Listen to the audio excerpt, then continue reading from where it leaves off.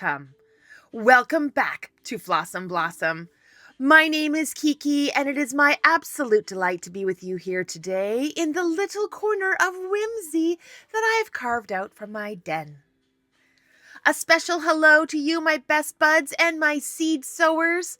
Thank you so much for your patronage.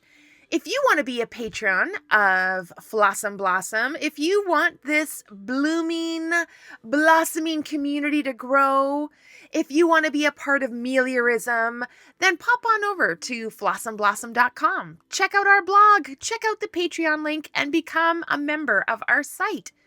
We have a big announcement coming down the pipe in T-minus 12 days. Yeah, it's very exciting, and I'll keep you posted. Still dotting I's, still crossing T's, still making things happen behind the scenes, but it is very, very exciting. The possibilities of this are going to be,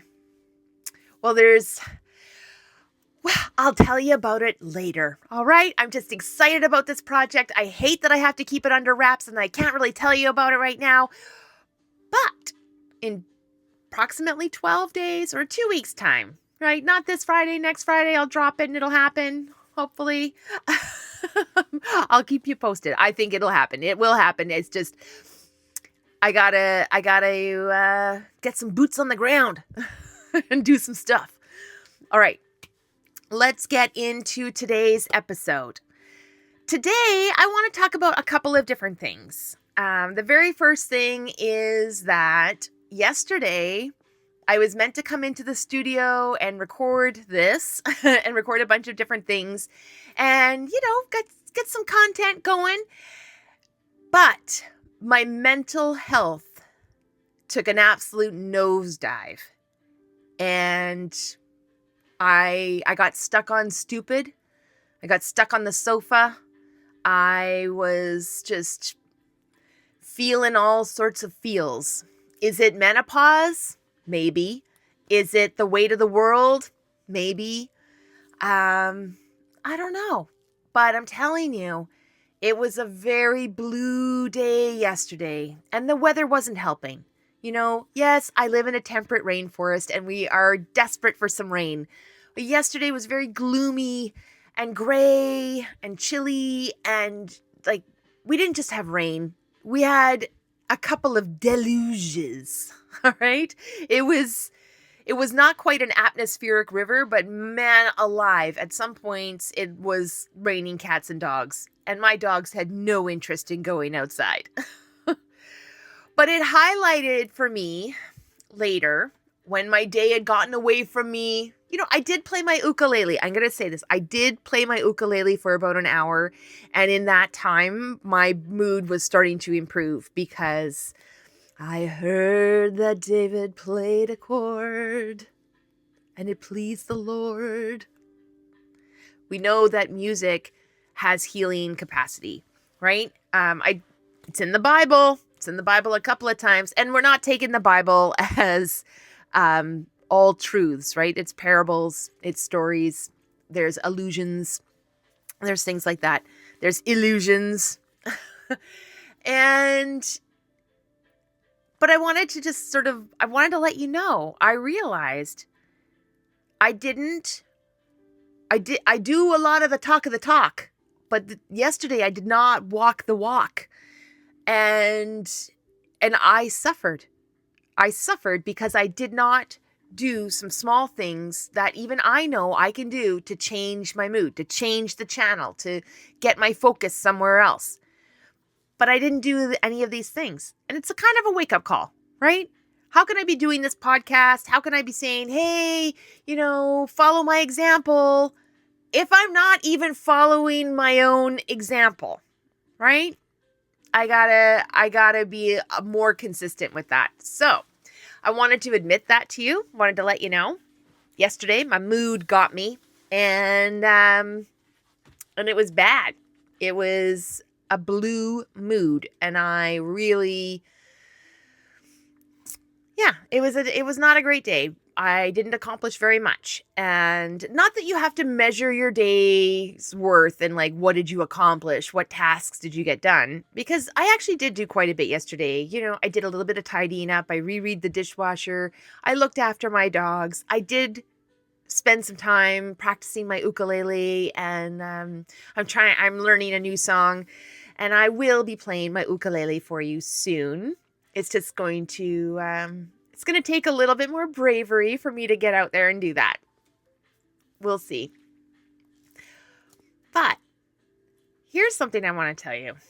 I want to tell you about something that very positive that happened last week. All right. And this is what Fl'AwesomeBlossom is all about, and why messages like this are so important. Last week, I walked through the little forest it's just a tiny chunk of forest that's been allowed to exist while urban stuff has like popped up all over it. It's only like a 2-city block little spot, and it's butted right up against an elementary school. So last week, I was walking my dogs, and I was walking through this park. There's only one pathway that goes through this park. And as I'm entering the park, there's a class from the elementary school in the park. They're doing some kind of forest school, something. And it's obvious as I'm approaching, there's about 35 kids in this park, and they are in groups of like 3 and 4s. And it looks like they're doing some sort of project, right? One person in the group has an iPad, and then the other people are doing stuff. I'm not engaging with these kids. I'm just like walking my dogs, and quite a few of the kids are looking at me and my dogs as I'm first entering this park. And as I'm coming in, there's a section that gets a little bit narrow. And right at this narrow section of the path, there's a group of about 15 students. Most of them are young ladies. There's only 2 boys that are in this grouping that are right in the middle of the path. They are completely blocking the path. I cannot go past, but I'm not there yet. I'm walking towards them. I see that up ahead, they are there. They are blocking the whole way. And as I'm approaching them, I've got a couple thoughts going through my mind, right? I'm like, okay, hopefully they see me and they're going to get out of the way soon. But I'm also preparing myself. I am preparing myself to engage with these children because I'm pretty sure that they're not going to get out of the way, that they're going to expect me to go off the path with my dogs well around them and not disturb them from their spot. But that's not how it's going to go. I'm not going to go all the way around these children. I am going to actually educate them that they need to vacate the path and allow people to pass through the park. But I'm, kind of thinking about what I'm going to say and how I'm going to say it so that it's a nice, pleasant exchange and a learning experience for everybody. So here I'm coming up the path, and I'm thinking about this. It's happening real quick in my brain, right? I'm like, okay, I'm going to have a conversation with these kids. And as I approach, I notice now a lot of the young ladies are noticing me, and they've noticing my 2 dogs, right? So you've heard me mention that I've got dogs. I have 2 dogs. One of them is a little Wheaten Terrier named Watson, and he's very sweet. Personally, I love Wheaten Terriers. They are one of my very favorite dog breeds. He is my second Wheaten that I've ever had the privilege of sharing my life with and caring for. And he's a delight. He's a perpetual puppy, and he's very playful. He's such a snuggle bum, and he's such a cute little guy. He's the best little fellow, really. And then we've got his brother from another mother. Not a sibling. No, not at all. We have a second dog, and we have a Belgian Malinois named Desmo. So if you want to pause now and Google what Belgian Malinois is, because I know a lot of people don't know what that dog is. But I'm going to tell you what the dog is. It's basically a military grade dog. All right. These are the dogs that military organizations, law enforcement organizations use these dogs. John Wick movie #3 has these in there with Halle Berry training them. And in fact, It's my understanding that she really enjoyed herself so much with these dogs that she got one. That was something I heard, read, whatever, gleamed, that she now owns at least one, possibly both of those Malinois. I'm not sure if that's true. You can fact check me and you can correct me. Let me know. Am I completely bonkers? Did that not happen? She's like, no, I like those dogs in the movie, but no, not for me, not for my life. Let me know. But I will tell you this. If you are in any way, shape, or form a dog person and you have the privilege of sharing some of your life with a Belgian Malinois, I mean, it's the shepherd. It's the shepherdy of shepherds. And they're very different dogs. But we do not have a military level Belgian Malinois. No. Desmo is our family pet, and we know that there's something wrong with his back end, which is why he can be a family pet inside of a condo, because he's not the Malinois that's going to go from a seated position and be able to jump straight up in the air 7 feet. Shoo. He's also not the Malinois that's going to run right up the wall to get whatever. Shoo. Thank goodness he's not that dog, because we live in a condo. But my point is, these dogs are very special. They're very, very smart, which is why the military uses them. They're very smart. They're very brave. And their nicknames are Maligators. So they look intimidating.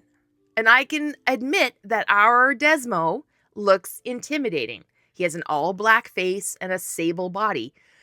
So these girls were like, oh, look at the little white dog. Oh, he's so cute. And then some of the other ladies, young ladies were like, oh, look at that big scary dog. Oh, someone yells out, that's a cop dog. He's not. But fun factoid, 2 of his sisters are. Yeah. It was a litter of 5, and 2 of his siblings, the 2 girls, were picked up by law enforcement agency. We got Desmo, but I don't know the fate of his brothers. They were definitely different, and we picked Desmo for a reason. So I hope those dogs found loving homes. Anyway, back to the story.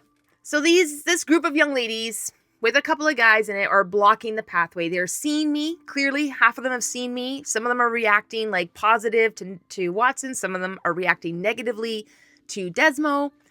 But off to one side, off on the right-hand side, was a grouping of 4 boys. And I mean this with love and respect when I say that this grouping, they were positioned just off to the side, like I mentioned, and it was like a little snapshot of a United Colors of Benetton ad. This is humanity at its best in these 4 boys right there. They were obviously in a team in their little project. They're working together, and they were all in various forms of like physical contact. Like, so 2 of them were linked arms. One of them's got his hand on some guy's back. And it was just like, it looked like they were a good group of friends, that they knew each other really well. They were comfortable with each other, comfortable showing this level of affection. And I also want to tell you that these are elementary school kids. So I'm thinking that the age we're looking at here is somewhere between 8 and 10 years old. Okay. And these 4 boys, it was like a rainbow. There was a Caucasian boy, there was a Korean boy, there was a boy who was obviously from Southeast Asia, just by the color of his skin, and there was also a boy who looked very Persian, like very Middle Eastern, okay? And this is the one we're going to focus on, because he was nearer to the path than the other 3 boys, and he saw me before these girls even started commenting about the dogs. And I could see that he was watching this scenario, and he knew that these girls were blocking the path. And I'm still coming up the path. And he says, hey, everybody, get off the path. And the boys that were on the path, they just listened to him, and they got off the path. One girl went with the other boys. I think she was in the group with them. They had 3 boys left and like this one girl with them. But the remainder of the girls, so probably 10 individuals, were still on the path, completely blocking the pathway. And then this kid raises his voice level, and he doesn't yell. He just brings it up a notch. And he says, "Ladies, get off the path." Calm but firm. And I also like that he called them ladies, because he could have said, "Hey guys," one of my pet peeves. He could say, "Hey guys, get out of the way." But he didn't. He called them ladies. I don't know if he thought about it. I don't know if it was something he's been taught. I don't know if he was intentionally trying to elevate them. Instead of talking to these kids like they are his peers and, they're the same age, he actually elevates them a little bit by calling them ladies. And maybe with that, he's hoping their behavior is going to elevate and that they're going to see that they're blocking the path. See me, see the dogs, and see that they're being part of the problem. But basically, because he raises his voice a little bit, and like I said, it's not yelling, it's not mean. He just says, "Hey ladies, get off the path." And they do. So great. He's taking care of that for me. I was completely prepared to have that conversation with those young ladies, but he did it for me, which was really great. So as I'm coming up, I look over to him and I say, "Hey man, what's your name?" And he says, "My name is Mahmoud." And I said, "Hey Mahmoud." And I'm looking at him, right? Good eye contact with this kid. And I said, "That was really well done. You're a natural born leader." And I just kept on going. I hadn't broken my stride. I wasn't going to stop and have a full-on conversation with this kid. And as I passed by, I just give him a little wave. And I said, "I'm really proud of you. You keep that up." And I looked back, he was beaming. He was beaming, and his friends were like, like this. One guy like brings him into a headlock, gives him a bit of a noogie. And that's approval. That's approval in your peer circle at that age, right? I hope those kids heard that. I hope those young ladies heard that I pointed out the fact that this guy was a leader. And I hope they also learn that they should have been paying attention, that they should have already left the pathway, right? Like some of them did as I was approaching. Like there was a couple of people that actually did. And then Mahmoud says something and a few of them leave, but he had to say it a second time. That's okay. But this is the kind of thing I'm talking about, is I really wanted to acknowledge that. I really wanted to tell Mahmoud, "You're doing a great job. You are a natural born leader. This is how you see who's going to step it up," right? Honestly, he saw what needed to be done, and he was brave enough, because it does take bravery to speak up in your peer group. He was brave enough to do it, not once, but twice. And he must be in some sort of position of leadership in his life somewhere. Maybe he's an older sibling, and so he's used to having to look out for and correct this kind of thing. I don't know. But I hope he went home and told his parents, "Hey, some lady with her dogs talked to me today, and this is what happened." I hope he tells his parents that story. Or if not, I hope Mahmoud felt proud of himself, felt the pride I had for him, the platonic love, the whole yes, young man, this is the kind of behavior that's going to get you some praise, that's going to get you some positive recognition. And I hope he keeps this feeling with him for a while. I hope in times of doubt that he remembers this one time some lady told him that he was a natural born leader and to keep it up. I hope he remembers it. The other thing I want to talk to you about, I want to show you something. I want to do a little show and tell. You see this? Da, da, da, da, da. This is just one of 4 hankies I was gifted by my mother. These belonged to my grandmother. And I actually have a memory of the one that I just showed you. I have a lovely memory of my grandma with this little hanky. And I recently came across these hankies and realized, you know what? I'm bringing them back. And I'm not ashamed of it. I'm going to have these little things with me. We're going to do the things with them the hankies do, like blot our nose and all that kind of stuff. And I'm bringing them back because honestly, we've had enough with the waste of paper towels, right? And I don't need to stick my hands under a hair dryer or like a hand dryer in the public washroom. I don't need that. I can just bring my own towel. And you know who brings their own towel? Real cool fruits. Yeah, that's another pop culture reference. That's the Hitchhiker Guide to the Galaxy. In fact, Ford Prefect always knew where his towel was. And yeah, is it a towel? No, it's a little hanky, but the point I'm trying to make here is I'm bringing it back, and it reminded me of when we went to Japan. We went to Japan 2 years ago, my husband and I. We cruised there. It was amazing. I'm going to tell you a funny story another time. But I want to tell you this part. When we were in Japan, we were only in Tokyo for 3 magical nights. It was unbelievably amazing. Every moment that we were in Japan was just, oh man, it was amazing. It profoundly changed me. And I had forgotten about this little detail until I came across these hankies in my nightstand. The people of Japan often will be bringing their own towels or their own little hankies. And this is really handy for a couple of different reasons. Number one, it's environmentally friendly, right? I mean, also number one, it's environmentally friendly. All right. Number two, how pretty is this? It's really quite lovely, isn't it? I can't tell where my camera is. It's nice to have pretty things, even pretty things to blow your snooter in. But having your own hand towel, having your own thing with you on your body as you're going around your day, I think it should bring you back to yourself, because it's convenient to have this on your person. You don't have to, oh gosh, the paper towel machine's out, or oh, the air dryer isn't working. You don't have to worry about that because you got this. No big deal. But there's a lot that can be meaningful in a hanky, right? I've got a generational connection here. I've got environmental goodness. I have beauty.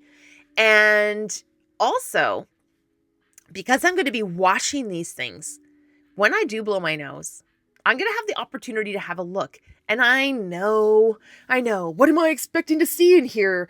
Some lost Shakespearean sonnet?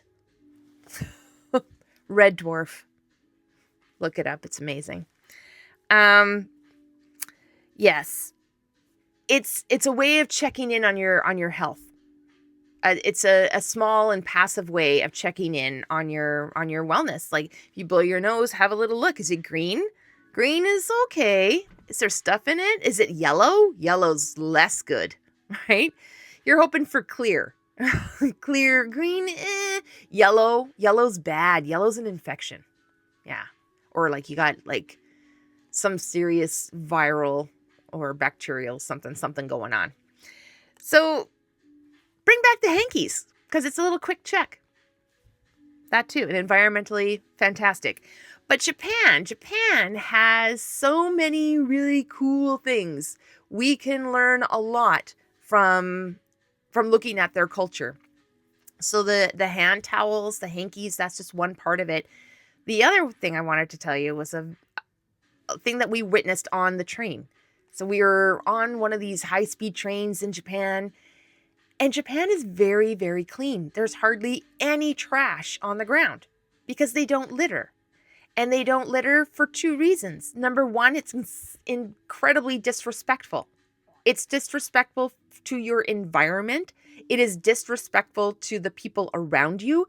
And it is actually disrespectful to yourself to be that inappropriate, lazy, and I'm going to say obtrusive as well.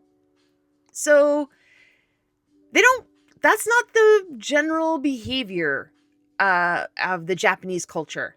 Their culture is steeped heavily in respect for self, respect for elders, respect for others, respect for your environment, and respect for your job, respect for the skill that is required to do your job. And every job has skill. It's true. So one of the things that we saw, this was amazing. Why don't they have a lot of trash on the ground? Because they are taught from the very beginning of their lives not to do it. And we saw this in action. So we were on the train, and this young family comes on the train. There's a mom and a dad, and they've got a stroller, and in the stroller is about a 2.5, maybe 3-year-old little girl.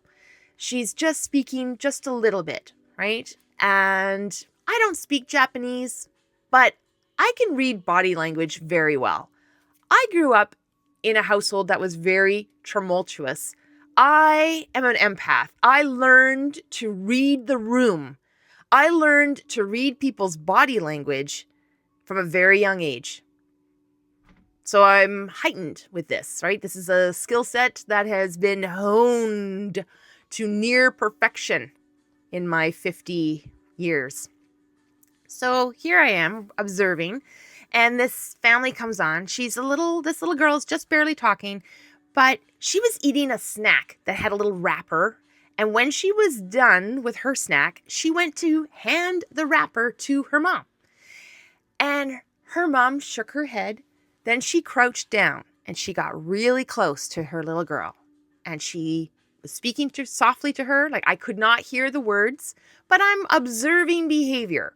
So the mom is earnestly speaking to this little girl, and then she's motioning to a spot next to the little girl on the opposite side of that stroller. Like, she's talking to her and it points, and the little girl's eyes are like big. She nods her head, and then she looks down, and then she like brings out her own little garbage bag.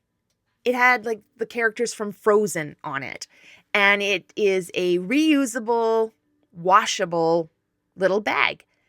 And the mom, I'm positive, told her, no, that's where you put your garbage. And so she put her little wrapper in there, in that bag, and then she rolled it up and tucked it down beside her once again. And that is why there's no trash. Because that little girl, she learned that when she was 2.5. And that's going to be a recurring theme. Her mom, her dad, all the people in her monkey sphere are going to redirect her to take care of her own trash and put it in the appropriate place, whether that is your own personal trash bag that you carry with you during your day for all the little plastics, or not even plastics, but all the little garbages that you create during your day.